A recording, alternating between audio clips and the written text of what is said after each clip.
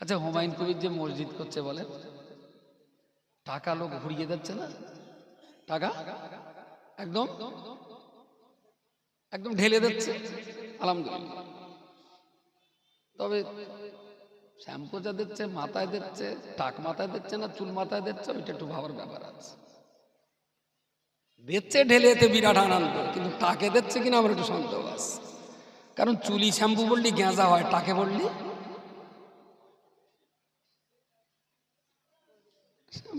Slip করে গড়িয়ে যাবে।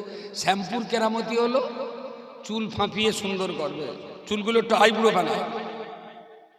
কিন্তু টাকে যদি দেই, টাক কি আইবুড়ো বানায়? এটা একটা প্রশ্ন আছে আমার। সময় মতো দেখা যাবে। উঠেছে বাইক, চল বড়মা গঙ্গায় যাই। আসলে তুই তো ডুব মারিস তো বড় গোবর আর পুকুরি। গঙ্গায় ডুব মারার আগে একটু পানিটা মেপে তাই ডুব মার খালু, তাহলে বিপদ বদল ফিরতে পারবি না। প্রিয় শ্রোতা মণ্ডলী, মনে রাখুন, নবী মুহাম্মদুর রাসূলুল্লাহ সাল্লাল্লাহু আলাইহি ওয়াসাল্লামকে আমার আল্লাহ তাম দুনিয়ার জন্য নবী করেছিলেন, সকল যুগের জন্য, সকল স্থানের জন্য, সকল জাতির জন্য। নবী আমার শুধু মানুষের নবী নন, তিনি কীট পতঙ্গের নবী ছিলেন, তিনি পশু পাখির নবী ছিলেন। তাকে আমার আল্লাহ আপনার গাছপালার নবী বানিয়েছিলেন। আসমানবাসীর জন্য তিনি নবী, দুনিয়াবাসীর জন্য তিনি নবী, জলবাসী আপনার জলে বসবাসকারী জলজ প্রাণীর জন্য তিনি নবী, আপনার স্থলচর প্রাণী যারা, তাদের জন্য আল্লাহ তাকে নবী করেছিলেন। তিনি জীবন্ত অবস্থায় আমাদের জন্য যেমন নবী ছিলেন, দুনিয়া ছেড়ে বিদায় নেবার পরে কিয়ামত পর্যন্ত মুহাম্মদুর রাসূলুল্লাহ আমাদের জন্য যেমন নবী। আমি কবরের মাটিতে চলে যাব, সেখানেও জিজ্ঞেস করা হবে আমার নবিয়্যুকা। আমি কবরের কাফন মুড়ি দেওয়া অবস্থাতেই স্বীকার করে বলবো মুহাম্মদুর রাসূলুল্লাহ নবী। জোরে সরে বলুন সুবহানাল্লাহ। আজকে যারা এখানে বসে নবীর হাদিস কাজ, কবরে যখন জিজ্ঞেস করা বলো আমার নবিয়্যুকা, এ তখন বলে দেবে নবিয়্যুনা মুহাম্মদুর রাসূলুল্লাহ। যারা আজকে চপ খাচ্ছে, ওদের কবরে যখন জিজ্ঞেস করা হবে আমার নবিয়্যুকা, ওরা তখন বলবে চপ ও নবিয়্যুনা। যে যা খাবে ঢেকুর উঠবে, ঢেকুর, বাকিটা যার খেত তার বুদ্ধি। মাটিতে ধান দিলেও ধান গাছ হবে, গাঁজা দিলেও গাঁজার চাষ হবে। ধান চাষ করলে 600 টাকা লাভ হবে, গাঁজার চাষ করলে 6 লাখ টাকা লাভ হবে। বুঝবি চাষি বেলা হলে, যেদিন ধরা পড়বি ভিটে মাটির চাটি করে পুলিশ একবার জেলে ঢুকিয়ে দেবে, 12 বছরে কোনো জামিন হবে না।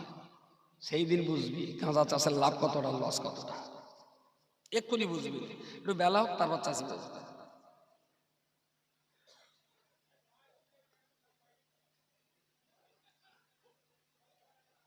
একটা গল্প বলে মেয়েটা একটু হাবলি, সংসার দু একটা হাবলি মোকা টাকা হয়, বাপও গরিব, তার পাশের একটা প্রতিবেশী বললে দেখ তোর হাবলি মেয়েটা আমাদের দে, আমার মানুষ করি, আর আমাদের একটু কাজ কাম করবে। তো সে ব্যামো কাজের রেখোস, যা কাজ দেবেন সারা দিন।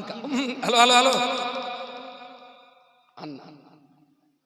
আরে বেগুন ভালো হলেই অল্প মানিতে গলিয়ে দেয়।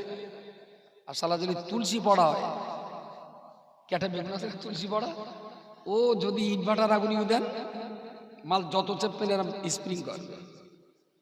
তার হলে আমি যতক্ষণ দিছি তাতে এই আগুনি বেগুনির গলার কথা আর দিলাম না। এখন তা সেই বাড়িতে থাকে, কাজ কাম করে।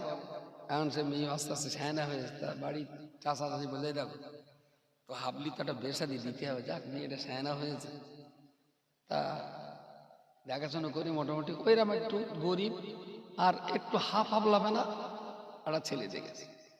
দেখে বলতে এই এরকম তোর বল বিয়ে হবে, যেন কাল পোষার কোথাও যাস নে, তোর বল বিয়ে দেবো আমরা। তাহলে তো চাচ্ছি চাচ্ছি আমার যার সঙ্গে বেঁধে হবে সে মদ্দার লোক না মেয়ে লোক, তখন তো হর আমি পিছে মারো মগা চুপ করে থাক, ঘরে গিয়ে বুঝতে পারিস কোন মেয়ে লোক কি মদ্দার লোক। গুটি তোমার এ জ্ঞানও নেই, মদ্দায় মদ্দায় বিয়ে হয়। তো হেসে মরে যাচ্ছে। তাহলে তো চাচা তুমি আমার তাহলে মেয়ে লোকের সঙ্গে বেঁধে দেওয়া, তাহলে গুটি ন তুমি মেয়ে লোক, আর উল্টোটা মদ্দা লোক দেবে দিতে হয় ব্যায়াম করবে। কিন্তু উমা মদ্দালকের ঘরে গিয়ে নজ্জা লাগবে না, নজ্জাটা আবার ঠিক বলেছে। তা চাচি দেশে এক চড়, এই আমি যা বললাম কার সঙ্গে বলবি না। চাচি ভয় করতেছে এই কথা যদি আবার ছেলের বাপ মার সঙ্গে ঘোরালি হয়তো রাজি হবে। আচ্ছা বিচুবি আস যথারীতি বেদবিন পরে ওই রকম ঘাট পা সাবান টাবান মাখিয়েছে খুব ভালো করে, মাখিয়ে এটাকে এইবারে চাচি চুলে ছেড়ে দিচ্ছে আর বসে বলে, শোন আমি যে কথা বলি ভালো করে শোন, বলতে তোর আজকে বলে কাপড় চোপড় গিয়ে একজনকে বাড়ি পাঠাবো, ওই বাড়ি একটা বুড়ো আছে, বুড়োটার আব্বাজি বলে ডাকবি, তার মানে একটা শালা নাকি, বলছে ওই বাড়ি একটা তোর চেয়ে তার ছোট মেয়ে আছে, ওই মেয়েটার ছোট বউ বলে ডাকবি, তার মানে কেডা ননদ। তাহলে আমার বলা তো ফাইন হচ্ছে। বলছে ওই বাড়ি একটা মদ্দালক আছে, ওই মদ্দালকটা যার নাম ধরবি না, ওইটা বলতো স্বামী হয়, জানো নাম টাম ধরিস না, এক ছেলে মদ্দালক, বলতে ওইটা তো স্বামী, ওর নাম ধরবি না। তারপরে ওই বাড়ি একটা মাছ বুড়ি পানা আছে, ওইটার আম্মাজি বলে ডাকবে, ওইটা তো শাশুড়ি। ওদিকে চুলো এঁচড়েদের চারিদিকে বোঝাচ্ছে, চুল এঁচড়ে এসছে ততক্ষণে চুল মুঠো করে ধরে পক দে, একটা পেঁচ মেরে দে, খোপাটা দে, একটা বাড়ি মেরে দিয়েছে যারে খোপাটা ঠিক টাইট হয়, বাড়ি মেরে দিয়ে সব বুঝেছিস তো? হ্যাঁ চাষি আর একটা বাকি রয়ে যায়। চাষি বলতে শালা যা উপদেশ করিস তাহলে একটা উপদেশ এখনো বাকি আছে, বলতে কোন কথাটা? বলতে এই এই এই এই এই তার মানে এক চালাচ্ছে পিঁপড়ে বেরিয়ে আর এক চালায় ঢুকতে হলো, বলতে চাচি আর একটা পিঁপড়ে ঢুকে গেলি শেষ হয়ে যাবে, ওই একটাই মাখি আসতে। আমি এতক্ষণ চাচি যা বলেছে একটাও মাথায় ঢুকলো, চাল আর পিঁপড়ে দেখতে হলো। তা আমি যে আপনি চুলে ছেড়ে দিচ্ছি সে আপনি বলে পিঁপড়ে ঘুরতেছে, শ্বশুর বাড়ি কি আগুন লাগবে তার ঠিক নেই। প্রিয় নবী মুহাম্মদুর রাসূলুল্লাহ সাল্লাল্লাহু আলাইহি ওয়াসাল্লাম জীবনের 40টা বছর ধরে যে জাতির জন্য নিজের জান প্রাণকে উৎসর্গ করলেন, নিজের অর্থবিত্তকে উৎসর্গ করলেন, খাদিজার উপার্জিত বিশাল কোটি কোটি টাকার সম্পদ যে মক্কার জনগণের জন্য বিলীন করে দিলেন। 41 বছর বয়সে আল্লাহ পাক রব্বুল আলামিন নবীর উপরে যখন কোরআন নাযিল করে দিলেন 40 পার করে, কোরআনের আয়াত নিয়ে মক্কার জনগণের মাঝখানে বললেন, কুলু লা ইলাহা ইল্লাল্লাহ, হে মক্কার মানুষেরা তোমরা এক বাক্যে স্বীকার করে নাও এক আল্লাহ ছাড়া দ্বিতীয় কোনো মাবুদ নেই, তাহলে তোমরা সফলকাম হবে, তাহলে তোমরা জিতে যাবে, তোমাদের ইহকাল ভালো হবে, তোমাদের পরকাল ভালো হবে, তোমরা দুনিয়াতেও শান্তি পাবে, পরকালে জাহান্নাম থেকে মুক্তি পেয়ে আল্লাহ পাকের দয়ার জান্নাত আল্লাহ তোমাদেরকে পুরস্কৃত করবেন। জোরে সরে বলুন সুবহানাল্লাহ। কোচি এটা ছোট মানে কেউ এসো না, কমিটির ছেলেপিলে যারা আছে আমরা একটু পানি গরম করে দেওয়া, ডেলিভারির সময় গরম পানি লাগে, কে হয়তো ভাবেন হুজুর আবার ডেলিভারি হবে নাকি, এই ঠান্ডা পানি গলায় পড়লি না বড্ড কষ্ট হচ্ছে, কোনো কচি বেলাতে এসো না, একটুখানি এক গ্লাস পানি দাও। রাসূল পাক সাল্লাল্লাহু আলাইহি ওয়াসাল্লাম যেই কলমার কথা বললেন, জান্নাতের কথা বললেন, জাহান্নাম থেকে বাঁচার কথা বললেন, পৃথিবীতে শান্তির কথা বললেন, কিছু মানুষ চোরাগোপ্তা ভাবে কলমা পড়ে নিয়েছে। সুবহানাল্লাহ বলেন। যে মোহাম্মদ 40 বছরে মিথ্যা বলেনি, সে মোহাম্মদ আজও যেটা বলছে এটাও সত্য। 40 বছরে যে মোহাম্মদ কোনো মানুষের গালে একটা চড় মারিনি, নিশ্চয়ই সেই মোহাম্মদ কারোর ক্ষতি করতে পারে না। 40 বছর ধরে যে মোহাম্মদের দ্বারাই গোটা মক্কার জনগণ উপকৃত হয়েছে, সেই মোহাম্মদ কখনোই মানুষের অপকার করতে পারে না। মোহাম্মদের কথা বিশ্বাস করে নিয়েছে। এখন কারোর ছেলে কলমা পড়েছে, বাপ পড়েনি, কারোর নাতি কলমা পড়েছে, দাদু পড়েনি, কারোর ভাগনা কলমা পড়েছে, মামু পড়েনি। তো একজন করে কলমা পড়া মানে বাড়ির ভেতরে একটা তোলপাড় হয়ে যাচ্ছে। এই তুই হাঁটু পড়ে কি করতিস রে? তাই তো আর তোমরা দেখতে হবে না, তোর না বল। বলছে মোহাম্মদ এই কাজ করতে বলেছে, সেই কাজটা করতে বলে। হ্যাঁ তোর জন্ম এক জায়গায়, তুই মোহাম্মদের কথা শুনে আবার এই মাটি সেজদা করতিস, তার মানে মোটামুটি ছোট ছোট সংসারে অশান্তি অশান্তি শুরু হয়ে গেছে। একটা ফ্যামিলিতে 5 জন মানুষ, তার ভেতরে যদি একজন কলমা পড়ে ইসলাম গ্রহণ করে, তাহলে বাকি 4 জনের সঙ্গে তার ঝামেলা। এইরকম ঝঞ্ঝাট ঝামেলা প্রায় বাড়ি বাড়ি চুপি ছাড়ে লেগে গেছে। তো যারা এটা বুঝতে পেরেছে তারা নবীকে ডেকে বলে, মোহাম্মদ তোমার সব ভালো, তুমি আমাদের গরিব মেয়েদের বিয়ে দিয়ে দাও, রোগ হলে চাঁদা তুলে তার টাকা দাও, কারুর খাওয়া না হলে তুমি নিজে না খেয়ে তাদের খাওয়াও, কারুর শীতের কম্বল হলে লাগলে তোমার কম্বল তুমি তাদের দিয়ে দাও, তুমি মানুষকে প্রচুর উপকার করো, তুমি খুব ভালো লোক। কিন্তু এই এক আল্লাহ এই কথাটা বলো না। বললি না আমাদের ছেলেপিলেরা ওই তোমার কথা শুনে আমাদের সংসারে অশান্তি হচ্ছে। নবী বললেন, তা আমি যদি এক আল্লাহর কথা বলি তা আল্লাহ কড়া, তাহলে আল্লাহ লক্ষ লক্ষ, তাহলে যে আমি একটার কথা বলি তোমরা লক্ষ লক্ষর কথা বলো। তোমাদের ধর্ম তোমরা প্রচার করো, আমার ধর্মটা বলেন আমি প্রচার করি, তাহলে তো কোনো ঝামেলা। তোমাদের ধর্মটা তোমরা ভালো করে করো, আমার ধর্মটা আমাকে ভালো করে করতে দাও। তা বলছে না, তোমার এই কথা বলা হবে না। এই কথা ওরা নবীকে বলতে দেবে না, বাই ভাই। নবী বলছেন আমি বলবো, ওরা বলছে বলেন বলা হবে না। এই রাস্তা দিয়ে ধর্মসভার মাইক যায়, এই রাস্তা দিয়ে পুতুল নাচের মাইক যাবে, এই রাস্তা দিয়ে লটারি টিকিটের প্রচার হবে, এই রাস্তা দিয়ে গান বাজনার প্রচার হবে, এই রাস্তা দিয়ে সার্কাসের ক্যাম্পিং এর প্রচারের মাইক যাবে। কারণ আটকানোর ক্ষমতা নেই। দেশের নাগরিক, রাস্তা সরকারের, সবার যাওয়ার অধিকার আছে। ওরা বলবে যমুক জায়গায় পুতুল নাচাবে, তুমি ভাই যেও না, তারা তো তোমার ঘাট ধরে যায়। ওরা বলছে ধর্মসভা, তোমার মনে হয় যাও, না যায় না যাও, তাই বলে তুমি মাইক আটকাতে পারো, গাড়ি আটকাতে পারো, যার প্রচার সে করবে, মানা না বানা জনগণের ইখতিয়ার। ওরা বললো না মোহাম্মদ, আমরা বলবো না, তোমারও বলা হবে না। ঝামেলা পাকাচ্ছে কাজ, কথা বলে ওরাই ঝামেলা পাকাচ্ছে। ওদেরকে আল্লাহ বললেন লা তুফসিদু ফিল আরদ, আল্লাহর জমিনে তোমরা অশান্তি করো না। ওরা বাধা দিয়ে অশান্তি করছে, আল্লাহ ওদের বললেন তোমরা বাধা দিও না, তোমাদের কাজ তোমরা করো, মুহাম্মাদের কাজ মুহাম্মদ করো, কেউ কারো কাজে বাধা সৃষ্টি করো না। তো আল্লাহ যখন ওদের বাধা দিতে বারণ করলেন, ওরা তখন বললেন ইন্নাহু আলা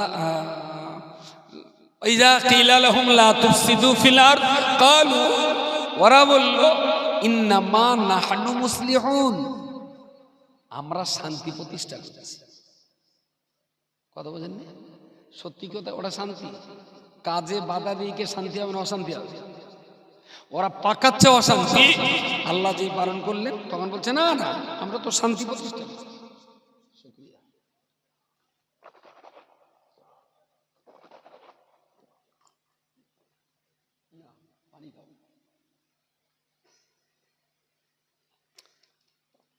এবার আল্লাহ বলেন আলা ইন্নাহুম হুমুল মুফসিদুন, আলা ইন্নাহুম হুমুল মুফসিদুন ওয়ালাকিন লা ইয়াশউরুন। না না না না, আমার নবী মুহাম্মদকে আমি আল্লাহ অশান্তি করার জন্য পাঠাইনি, আমার নবী মুহাম্মদকে শান্তি প্রতিষ্ঠা করার জন্য পাঠিয়েছি। হে মক্কার মানুষেরা, তোমরা যুদ্ধ বিগ্রহ করে মরতে, নিজেরা মারতে আর মরতে, এই মুহাম্মদ তো যুদ্ধ বন্ধ করে তোমাদের বাঁচার অধিকার দিয়েছে। হে মক্কার মানুষেরা, তোমরা তোমাদের শিশু কন্যাগুলোকে জীবন্ত কবরে দাফন করতে, এই মুহাম্মদ যেহেতু তোমাদের ঘরের মেয়েদের বাঁচার অধিকার দিয়েছে। হে মক্কার মানুষেরা, তোমরা তো নিজেরা মারামারি, খুন খারাপি, জেনা ব্যভিচার, চুরি ডাকাতি, ধর্ষণ নিয়ে পড়ে থাকতে, এই মুহাম্মাদের দ্বারা তোমাদের কি কোনো উপকার হয়নি? ওরা বললে হ্যাঁ, উপকার হয়েছে। মুহাম্মদ এসেছে বলে আমাদের অনেক উপকার হয়েছে। তবে মুহাম্মদ উপকার করতে করুক, লোকের বলবে কেন? এক আল্লাহ, আর সেই আল্লাহর নবী মুহাম্মাদুর রাসূলুল্লাহ, এই কথাটা আমরা বলতে দেব না। ফাসাদটা বাঁধালো তারা, তারাই বলছে আমরা শান্তি প্রতিষ্ঠাকারী।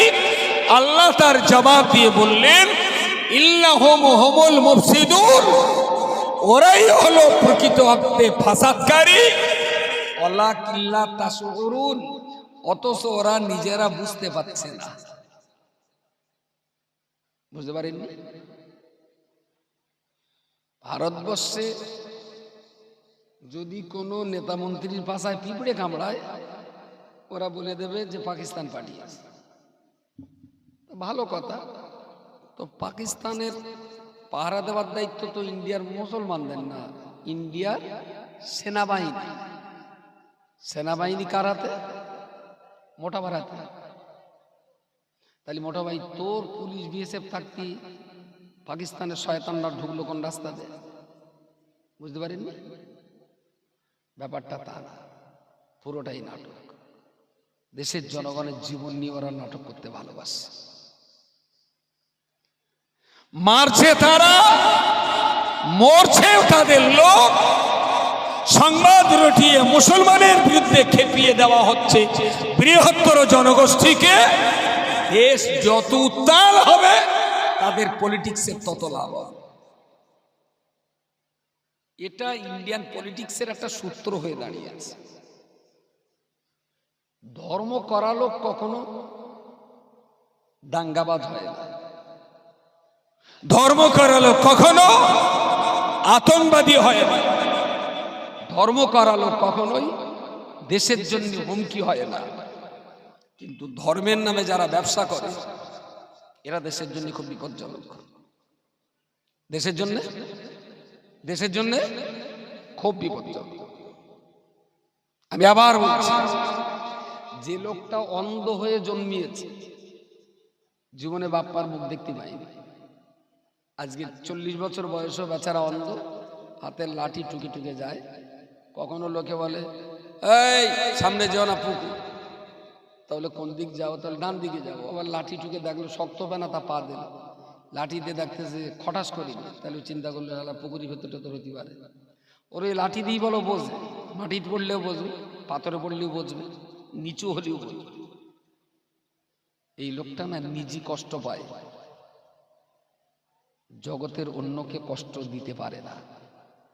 ও নিজে কষ্ট পায় কিন্তু কাউকে কষ্ট দেয় না। বরঞ্চ আপনার আমার মতো চোখলা মানুষ, আমরা সুযোগ পেলেই লোকটার রাস্তার এধার থেকে ধরে ওপারে পার করে দিই, যেন লোকটার কষ্ট না হয়।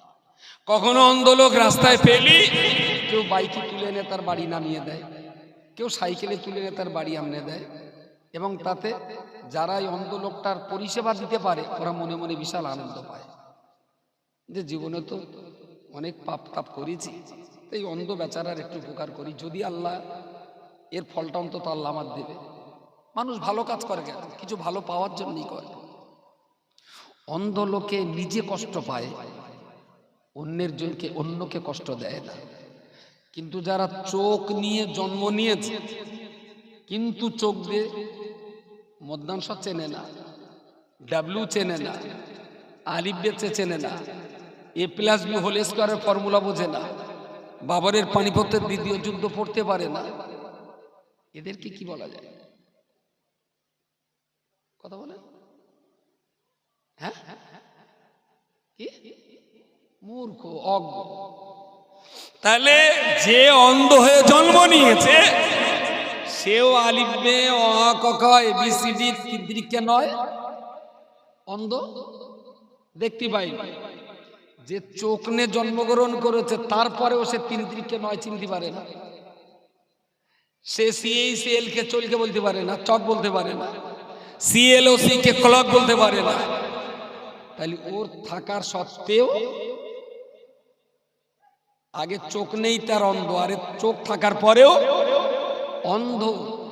এরে বলি অন্ধ, আর ওরে বলি জ্ঞান অন্ধ। তার মানে তার জ্ঞানের আত্মা কলিজা অন্ধ হয়ে রয়েছে। মনে রাখবেন, যারা চামড়ার চোখে অন্ধ, এরা নিজেরা কষ্ট পায়, অপরকে কষ্ট দেয় না। আর যারা লেখাপড়ায় অন্ধ, ও নিজেও জ্বলন্ত আগুনে পড়ে, প্রতিবেশীদেরকেও জ্বলন্ত আগুনে পড়ায়। কথাটা বুঝে গেছে কি? যে জন্ম অন্ধ ও নিজে নিজে কষ্ট পায়, অন্যকে কষ্ট দেয় না। আর অশিক্ষিত অবুঝ অজ্ঞ লোকেরা নিজেও পড়ে, প্রতিবেশীদেরকেও পড়ায়। এরা সমাজের জন্য বেশি বিপজ্জনক, এরা দেশের জন্যও বিপজ্জনক, এরা কমিউনিটির জন্য বিপজ্জনক, এরা সমাজের জন্য লজ্জাস্কর, এরা পরিবারের জন্য মারাত্মক ক্ষতিকর। যার জন্য কোরআনে প্রথমে নামাজের কথা বলা হয়নি, কোরআনে প্রথমে রোজা যাকাত আর হজের কথা বলা হয়নি, কোরআনে প্রথমেই বলা হয়েছে ইকরা, লেখাপড়া করো, চোখের গুরুত্ব দাও, দৃষ্টিশক্তিটাকে দেশের কল্যাণে সমাজের উন্নয়নে কাজে লাগাও। কিন্তু খুবই দুর্ভাগ্য, 1400 বছর পেরিয়ে যাওয়ার পরেও আজও মুসলমানরা কোরআনের এই আয়াতটা ঠিকঠাক কাজে লাগাতে পারলো না। এটা জাতির জন্য বিপজ্জনক। এবং আমি বলে দিচ্ছি আপনাকে, এই হুতুসে মাথা অশিক্ষিত লোকেরাই এরা আগুন জ্বালাবে, আর সেই আগুনে শিক্ষিত মানুষটা পুড়ে মরবে। আমি বলছি এখনো চেষ্টা করুন সবার চোখটা খুলে দেওয়ার জন্য। আমাকে ভালো থাকতে গেলে আমার চারপাশটা ভালো রাখতে হবে। আমার চারপাশটা যদি ভালো না থাকে আমিও ভালো থাকতে পারবো না। তাই চেষ্টা করার চারপাশের সবাইকে, অন্তত যাদের জ্ঞান অন্ধ তাদের কলিজার শিক্ষার চোখটা অন্তত খুলে দেওয়ার চেষ্টা আমাদের সবারই করা উচিত। শুধু আমি লেখাপড়া শিখে ভালো থাকতে পারবো না, আমার চারপাশটা যদি অন্ধর বাসায়। প্রিয় শ্রোতা মণ্ডলী, মনে রাখুন কেন আমি কথা বলতে চাইছি। আল্লাহ পাক রব্বুল আলামিন যারা অশান্তি সৃষ্টি করছিল ওদেরকে বললেন লা তুফসিদু ফিল আরদি। ওরা বলল না না না না, আমরা ফাসাদ সৃষ্টি করি না, আমরা শান্তি প্রতিষ্ঠা করছি। আল্লাহ তাদেরকে বললেন আলা ইন্নাহুম হুমুল মুফসিদুন, হে নবী আপনি সতর্ক হয়ে যান, ওরাই হলো আসল ফাসাদ সৃষ্টিকারী, ওরা নিজেরা বুঝতে পারছে না। ও বান্দা মনে রাখতে হবে, আমরা যারা ইসলাম ধর্ম অবলম্বী মানুষ, আমরা যারা ভারতবর্ষের নাগরিক, আমাদের দুটো পরীক্ষায় পাস করতে হবে। একদিক দিয়ে আমাদের পাস করতে হবে আল্লাহ পাকের কোরআনটা এত সুন্দর করে আমাদের পড়তে হবে, বুঝতে হবে, কোরআন মানতে হবে, কোরআন পড়ে বুঝে মেনে আমাদের প্রমাণ করাতে হবে আমরা একজন ভালো মুসলমান।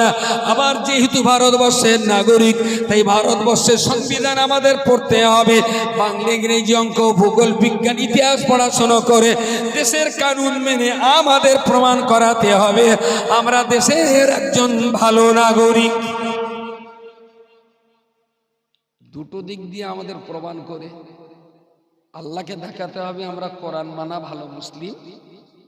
দেশের মাটিতে বেঁচে থেকে আমাদের প্রমাণ করাতে হবে যে সংবিধান পড়াশোনা করে রাষ্ট্রের আইন মেনে চলি, আমরা ভালো নাগরিক।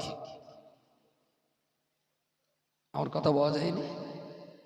তাহলে রাষ্ট্রীয় দৃষ্টিভঙ্গিতে আমাকে ভালো নাগরিক হতে হবে, ইসলামের দৃষ্টিতে আমাকে ভালো কথা বলে মুসলমান হতে হবে। যদি এই দুটো হতে পারেন, ভারতবর্ষে মুসলিমেরা সংখ্যা 100-র ভিতরে কত বলে? 100-র ভিতরে 33 জন মুসলমান। ভারতবর্ষের, yes, thank you so much, আমি তো অবাক হচ্ছিলাম।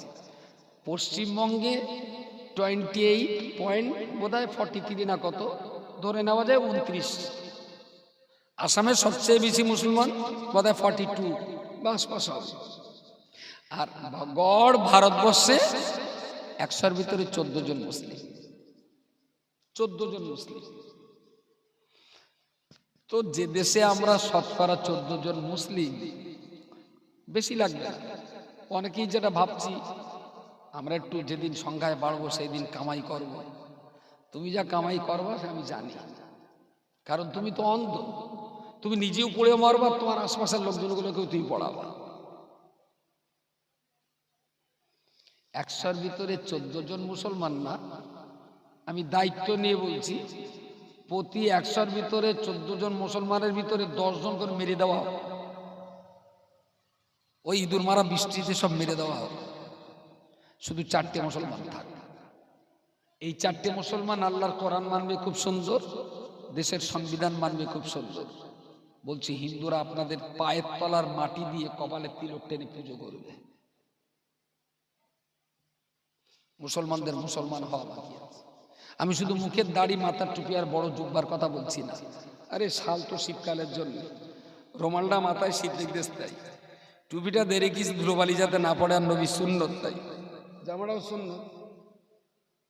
খুলে ফেললু ফেলতে পারি, খুলে ফেললু ফেলতে পারি।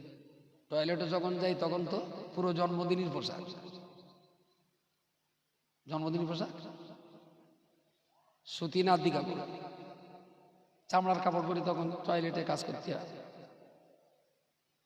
আচ্ছা, এই বাইরে টুপি চাপিয়ে দিলাম, রুমাল চাপিয়ে দিলাম, বড় জায়গায় দিলাম, লোকে বললো বিরাট পাকা মুসলমান।